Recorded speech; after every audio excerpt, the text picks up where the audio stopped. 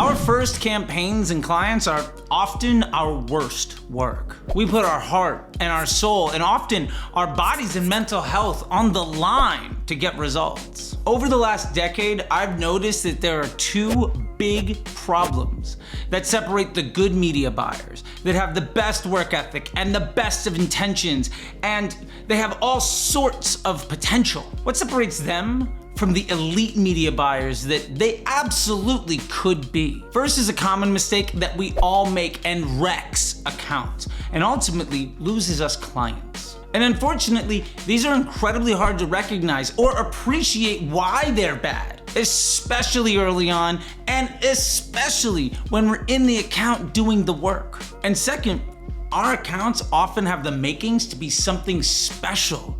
We just don't quite know how to take them up to that next level. But by showing you these mistakes that I've made in my career, with my accounts and with my clients, hopefully this helps you from making these mistakes in your own. Also, you'll be armed with not only the skills to avoid these mistakes, but also how to capitalize on the opportunities. If you stick around to the end of this video, you're gonna actually see how one of the students from the Facebook Ads MBA program was able to easily double his business in 3 months and actually works less now than when they started. So before we start, I know you love these videos, but Facebook sadly only has a like button. So if you don't mind going and hitting smashing like with enthusiasm, and don't forget to hit subscribe and ring the bell so you don't miss any other content. With that being said, let's get to it. So the first example here is a client of mine. Now, this was a few years ago, and they're an alcohol delivery company. They had bespoke bottles, and it was a really great brand, and they still are.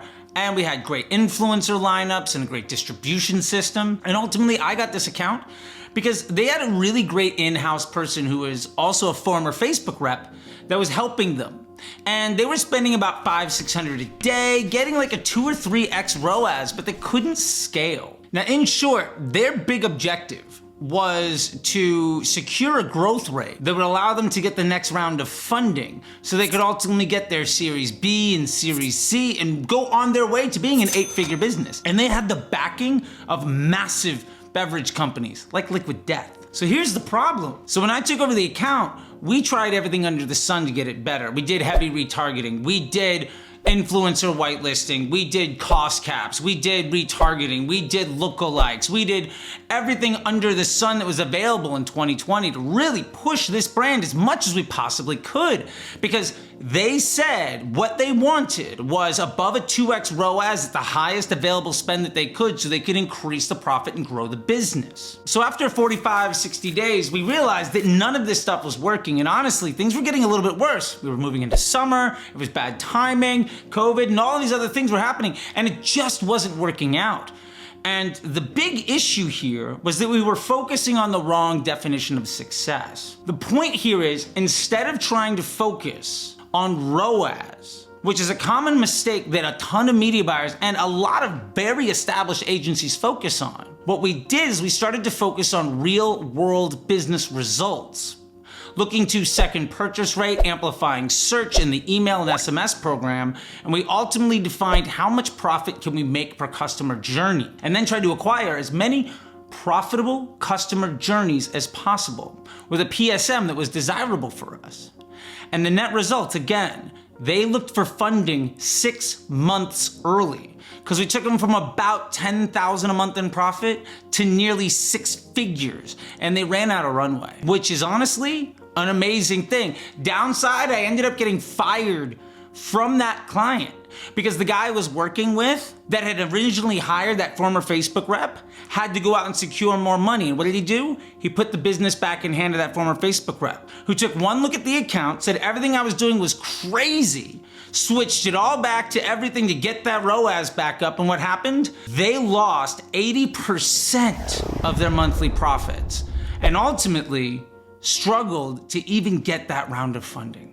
And the second common mistake that a lot of people make, pretty much every beginner makes, is knowing your job. When I was a supervisor at Omnicom, nearly a decade ago. I was overseeing accounts like Nissan and CBS and Infinity, working with Activision and Levi's and Apple. And I've told this story a few times, but I really want to highlight this. I pretty much got fired from that job. I was put on a 30-day performance plan because I did one thing horribly wrong. I saved the client $200,000 a day. So we were promoting the fall launch of a lot of great shows that year. Late Show with Stephen Colbert, Code Black, Supergirl, Life in Pieces, and season 2 of Schitt's Creek.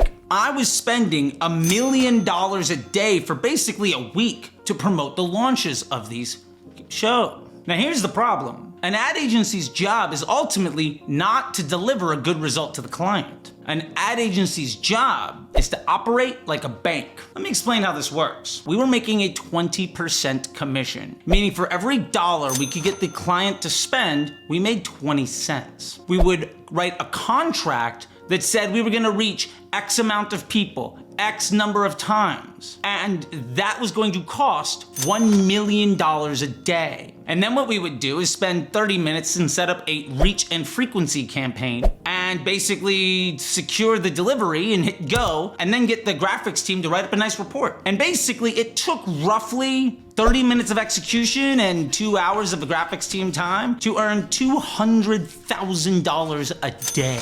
So here's the problem. I figured out how to do that same $1 million job for $800,000.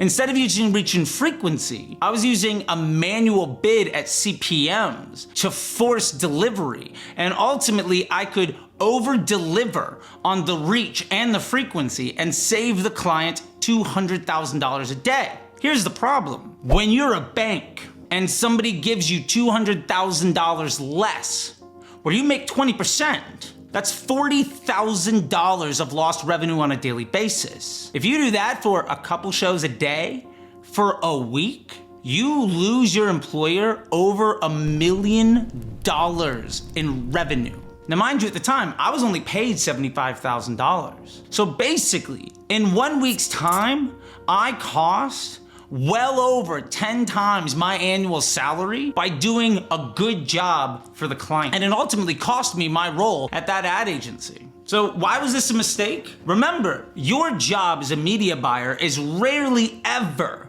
to deliver the best possible net result economically for the business that is your client. Now, if it's running your own business, you should be looking out for your bottom line 100% of the time. And realistically, I think you should be looking out for the needs of the client all of the time.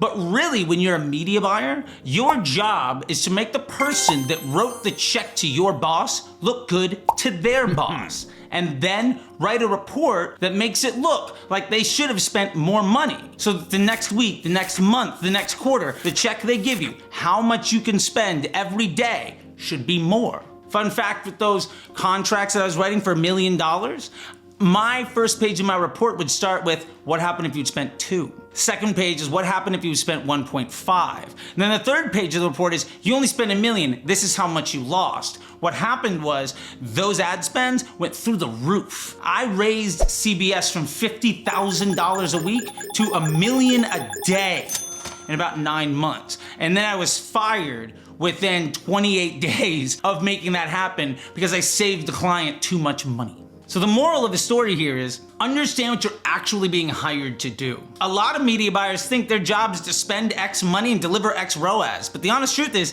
that doesn't mean anything for the bottom line of the company. Often that comes at the harm of the growth of the client. And if you're working at an agency, remember your job is not to deliver good performance.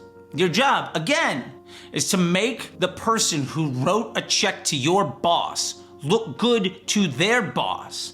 And so that you can have that person ask for more money because you're not actually a performance marketer. You are a banker. And every penny that you don't spend ultimately comes out of your earning potential. Now remember we talked about sometimes you're sitting in a spot where the account has all the elements in the world to be amazing. We just don't necessarily know how to take advantage of it. So let me tell you a story about one of the biggest lessons I learned when I was running New Balance. Not the CEO, I wasn't in charge of it, but I was head of the ad account, especially when New Balance was trying to get younger. Instead of having mall walkers, they wanted to get people in the mid-20s. Honestly, they probably netted out around like 32. The point is, Facebook is much smarter than you. Now, this was back in 2017, at the very beginning of something that Facebook calls advanced matching. And Facebook was putting together this thing called the Power 5 and trying to prove that this weird idea of not targeting at all or doing this thing called broad targeting was actually better than anything any individual media buyer could do. So the fun fact here is I was amazing at day trading. I could, by force of will, move enough buttons across enough ads, across enough ad sets, across enough audiences, across enough campaigns with enough offers to, by force of will, generate an extra $5,000, $10,000 minimum on a daily basis. That was easy. What changed everything for me, and honestly proved to change the entire industry, although sadly still the vast majority of people don't embrace it, is one simple fact that was made very clear to me after a big test that we did with the engineering and performance measurement teams. At Broad, with zero targeting at all, our first impression towards anybody that had never seen an ad from New Balance before at all, or at least in like the last 6 months or a year, were the folks that had abandoned cart on one of our top 5 competitors. Brands like Nike and Converse and Saucony and Puma. And the point is, you're not gonna get that sale because if you're not leaning into broad, you're never gonna see that person. Instead, you can use these things like cost caps and lookalikes and retargeting, and ultimately what you're gonna do is pay more money to reach the people who are already probably interested, and you're gonna completely avoid everybody that was dissatisfied in the customer journey with one of your competitors. You're losing the easy money to try to pay more to get the customers who might already buy from you anyway. And you're paying way more money to reach the folks that already might not care. Because the fun thing is, in a retargeting audience, probably 90-95% of those people will never buy. So you're spending the majority of your money on people that already told you to leave them alone. That doesn't make any sense. So the lesson I want you to learn from this is that ultimately, Facebook is smarter than you.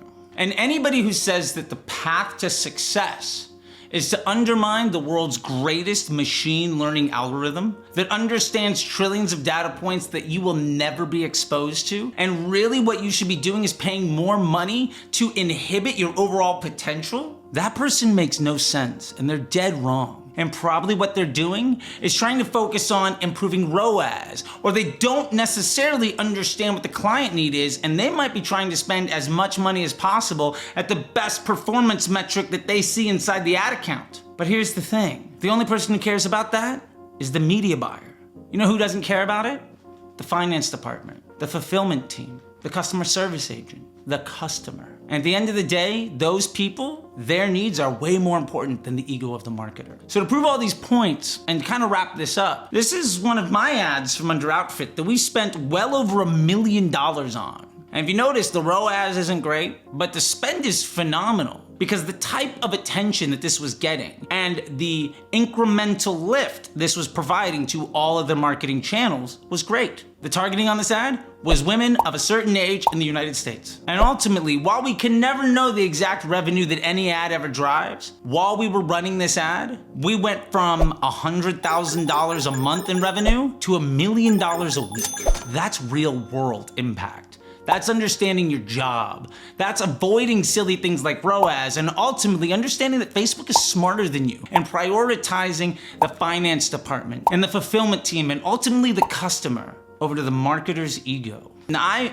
opened this video promising you that you would see these results inside of real world people beside myself. So these are recordings of calls that we've had inside the Facebook Ads MBA program with one of our students named Dante. And here's what Dante had to say about doubling his business in 3 months and doing less work now than he ever did before. And the honest truth is, there's absolutely no reason that you can't see the same results. There's absolutely no reason that you can't be working less. There's absolutely no reason that you can't see more success and less stress and better results with your ad account. Down below, you're gonna see links to check out the Facebook Ads MBA program. You'll also see links for the newsletter, for the merch store, how you could potentially join Disruptor School, and anything else. And believe me, if you have any questions about any of this stuff, please write in the comments section. If you wanna know anything about the Facebook Ads MBA program or anything else, write them down below. I will gladly answer all of them for you.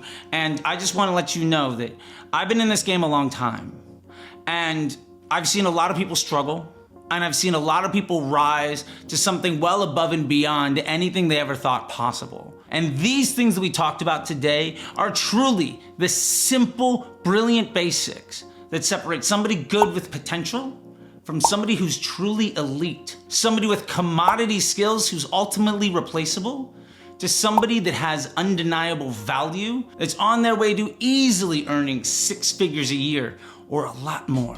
And there's absolutely no reason that you can't do it. With that being said, YouTube thinks you might like a couple of these videos. Don't forget to smash the button. And until next time, I'll see you on the internet. Bye.